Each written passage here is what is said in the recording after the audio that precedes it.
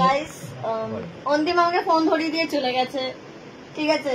তোমরা ওদিকে দেখতেই পারো আমার অলরেডি একটা ক্যামেরা চলছে, ঠিক আছে? আর এখানে আমার মেহেন্দি চলছে।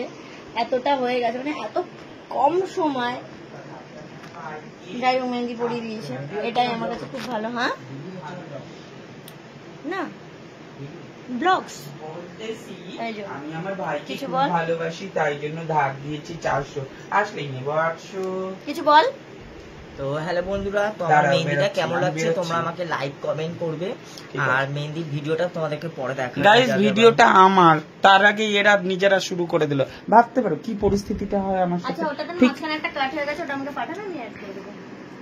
এগুলা কোনো মানে হয়? আমার তো ফালতু। যেহেতু ওর ভিডিওতে আমি একটা ভুলবশত মুখস্থি করে ফেলছি, মানে মনের জায়গায় ধন বলে ফেলেছি। এবার আমি কি করব বলো? আমি মনের জায়গায় ধন বলতেই পারি, আমার মন চুলকাচ্ছে না বলে আমি বলে দিয়েছি আমার ধন চুলকাচ্ছে। সেটা না, আমি ভুল করেছি, যাই হোক। সেটা তার জন্য এতটা হিংসামো যে আমার ভিডিওটা তো কাট করলো। গাইস তোমরা সকলে ভালো, আমি এডিটিং জানি না, সমস্ত কিছু সবকিছু জানা সত্ত্বেও শুধু হিংসা, মনের মধ্যে হিংসা। ফুচকা খাবে। এখন আমি আর বড় বুড়ি একটু বেরাবো ঘুরতে। বড় বুড়ি, হ্যাঁ বড় বুড়ির সাথে আমার এখন উতাল পিড়িত হচ্ছে, মানে পেছন ঠেকাঠেকি পিড়িত যাকে বলে, তো সেই জন্য যাচ্ছি। যাই হোক, বড় বুড়ি আবার ওকে ধুরেছে, উতাল ধুরেছে। বড় বুড়িটা ক্ষম করার সময় মনে ছিল না।